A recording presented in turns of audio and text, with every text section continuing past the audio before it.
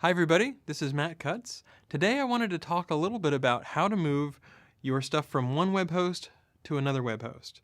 So maybe you didn't like the deal that you were getting with your current guy and you're switching to a new web host.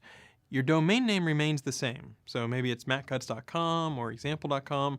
Your domain name is the same, but you're moving to a new IP address because you're moving to a new web host. So let's talk through the process of how exactly you do that. First thing you need to know is that there's this wonderful thing called DNS. And DNS basically stands for Domain Name Server. It maps a name like example.com. So let's write example.com to an IP address. So when you look up in DNS something like example.com, it says go to this particular IP address and ask for it, and you will get something back.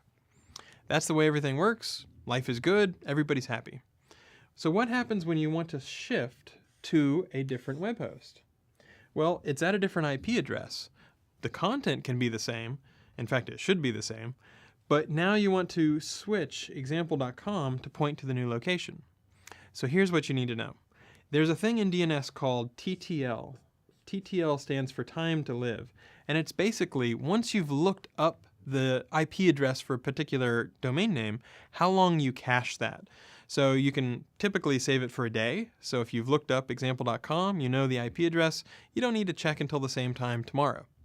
However, you can, in some cases, set the TTL to be much lower. So for example, you might want to set it to be something like 5 minutes. Now, if you don't easily find a way to set your TTL to be low, it's not the end of the world. It's just a nice little optimization to say, go ahead and anybody who's checking in the next 5 minutes, after 5 minutes, check again so that you can see how quickly things happen. So here's what you do. First, if you can set your TTL, set it to be low, something like 5 minutes. Now you've got your content, so let's make your content be a happy face. Maybe he's got a freckle. So now you've got another happy face because you want to upload the same content from your old web host to your new web host. And the idea is no matter which IP address people go to, they'll end up finding your content. So in an ideal world, you can have your site running on both locations. If it's static content, it's easy. Just make a backup. Just make a mirror.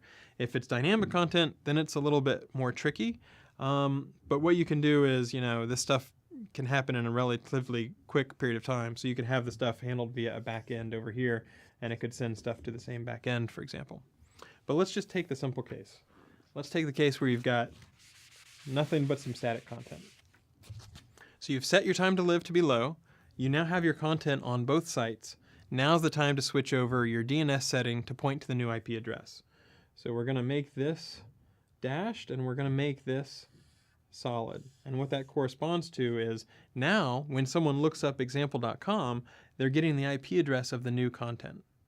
So every so often Googlebot comes along. A good rule of thumb is that we'll try maybe every day to refresh what the IP address is for a particular domain name. You can imagine maybe every 500 fetches of content, or maybe every 1,000 fetches of content. So at least the heuristics used to be in the old days, at least once a day we'd recheck to make sure that the IP address has changed. So you've set your time to live low, you've uploaded your content to both sites, you changed your DNS to point to the new IP address. Now you just want to check that Googlebot and users and all those people are finding your content at the new address. If you set your time to live to be pretty low, within 5 or 10 minutes you should see people streaming in on your new website. If your time to live was not set, then probably after a day or so, you'll notice people going over to the new address. Various weird browsers can cache in various strange ways, but that's a pretty good rule of thumb. Once you see Googlebot start to come to the new address, you should be in pretty good shape. It doesn't hurt to keep the content live in both locations just for a little while, but what you'll notice is the traffic, bot traffic and people visiting the site will sort of taper off, while on the new site, they sort of ramp up. And once you see that ramp up pretty nicely happen and you don't see as many people over here, then it's pretty safe to go ahead and remove this content off of this IP address. So if you're not happy with your current web host, you can change, and it's not the end of the world. It's not that risky. Just changing your DNS to point to a new IP address is something that, it's a good exercise for everybody to do, just so you know how things work. And if you think about it, it makes sense as far as every so often they're just checking what the setting should be, and when they find a new setting, they just go to the new location.